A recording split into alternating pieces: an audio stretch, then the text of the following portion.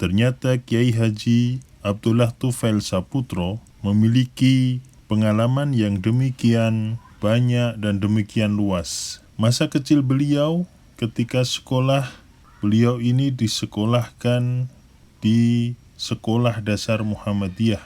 Kemudian melanjutkan ke SMP dan SMA, yaitu di Al-Irsyad. Jadi antara Muhammadiyah dan Al-Irsyad ini berbeda lagi. Organisasi yang menaungi serta pemikiran-pemikirannya.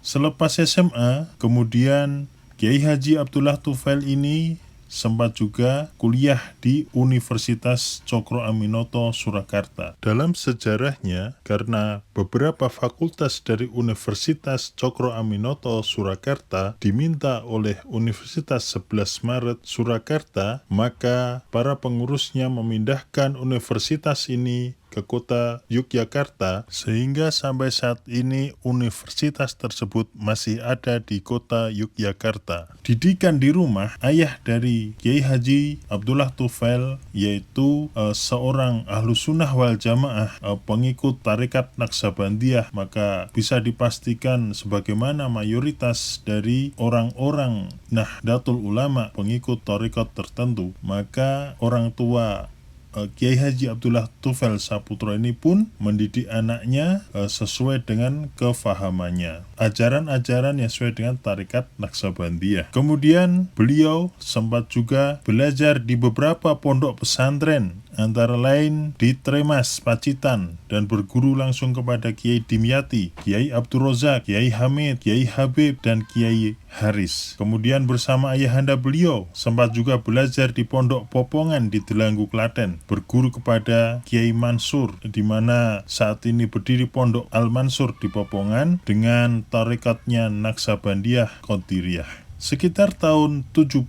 Kiai Haji Abdullah Tufail juga sempat belajar kepada Kiai Ali Darokah, yaitu tokoh dari Pondok Pesantren Jamsaren dan Mambaul Ulum Surakarta. Dan menurut catatan, sekitar tahun 60-an sampai 70, Kiai Abdullah Tufail ini sangat aktif juga di Muhammadiyah, bahkan mengisi pengajian-pengajiannya. Sampai sekitar tahun 70-an, 72, beliau keluar karena ada perbedaan pemikirannya dengan pemikiran Muhammadiyah. Kiai Abdullah Tufail ini juga belajar ke tempat lain, yaitu ke Habib Hud, Habib As-Segaf Yun, dan Habib Alwi Al-Habsi di Masjid Al-Khair di Semanggi, Pasar Kliwon, Surakarta. Konon ketiganya ini terkenal sebagai penganut Syiah yang berpengaruh di kalangan masyarakat Arab di Surakarta.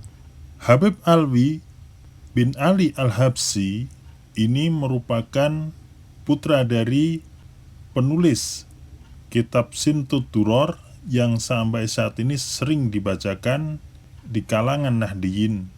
Misalnya di hari Jumat Kliwon, itu di tempat Habib Novel, dan tentu di masjid-masjid di kampung-kampung. Kitab ini masih sering dibacakan dan masih banyak dibacakan. Kitab ini berisi tentang perjalanan dari baginda Nabi Shallallahu Alaihi Wasallam, pujian-pujian kepada Nabi Shallallahu Alaihi Wasallam. Dari beliaulah Kiai Haji Abdullah Tufail belajar bahasa Arab dan ulumul Quran, ulumul hadis, nahwu dan sorof dan balaghah.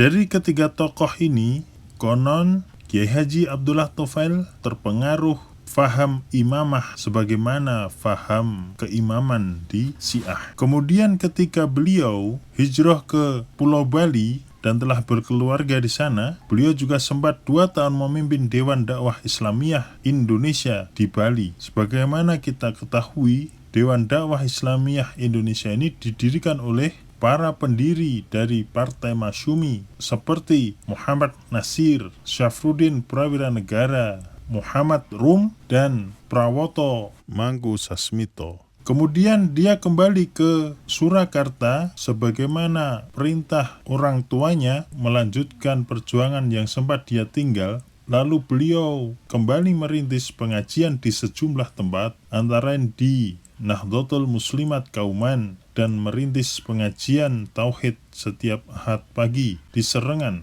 Surakarta. Dan pengajian tauhid ini menjadi cikal bakal pengajian umum MTA setiap Ahad pagi yang berlangsung hingga sekarang. Beliau juga aktif di pengajian Islam MPI. Beliau diajak oleh Abdullah Marzuki, pengusaha percetakan 3 Serangkai, memberi ceramah dan pengajian di gedung dakwah MPI. Namun dalam perjalanannya, karena ada perbedaan pemikiran, maka Abdullah Tufail pun berpisah dengan Abdullah Marzuki karena ada perbedaan pandangan. Lalu kemudian ia mendirikan kelompok pengajian di Masjid Marwah di Semanggi, dan pengajian ini lambat laun mendapatkan banyak pengikut sehingga menjadi modal sosial terbentuknya MTA. Pada tahun geger G30 SPKI tahun 65, Kiai Haji Abdullah Tufail aktif bersama pemuda-pemuda dan organisasi di Surakarta, dan beliau diangkat sebagai Ketua Koordinasi Kesatuan Pemuda Indonesia Cabang Surakarta periode tahun 1966-1967, dan pada saat munculnya Super Semar 1966, Kiai Haji Abdullah Tufail mengirimkan buku putih kepada pejabat presiden, yaitu Pak Harto, yang isinya menolak kepemimpinan Presiden Soekarno dan menuntut dibubarkannya PKI atau yang dikenal dengan Tritura.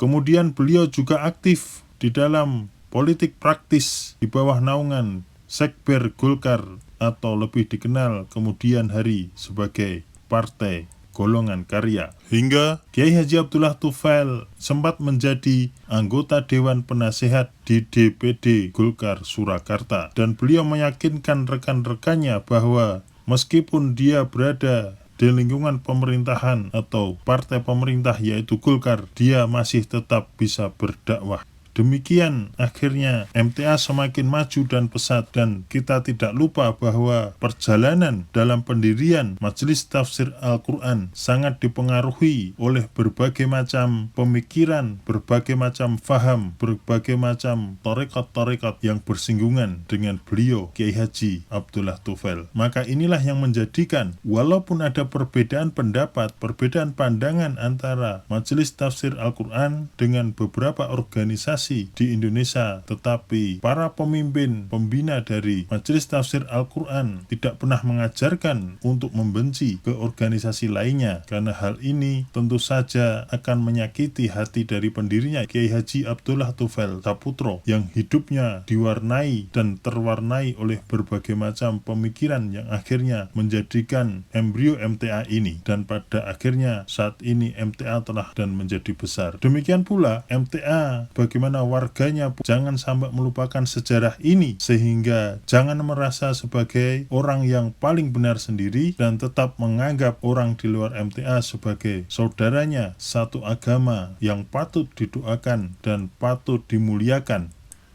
Karena setiap jiwa yang di dalam dirinya ada kalimat La ilaha illallah, maka jiwa itu patut dimuliakan, patut diberikan penghormatan, walaupun orang itu belum melakukan kewajiban-kewajiban yang sebagaimana diperintahkan oleh Allah Subhanahu wa Ta'ala. Tetapi jika orang tersebut yakin dengan La ilaha illallah dan sangat menghormati kalimat La ilaha illallah, maka orang tersebut patut dihormati. Demikian perjalanan dari Kiai Haji Abdullah Tufail, pendiri dari MTA, yang bisa kami sajikan. Terima kasih. Assalamualaikum warahmatullahi wabarakatuh.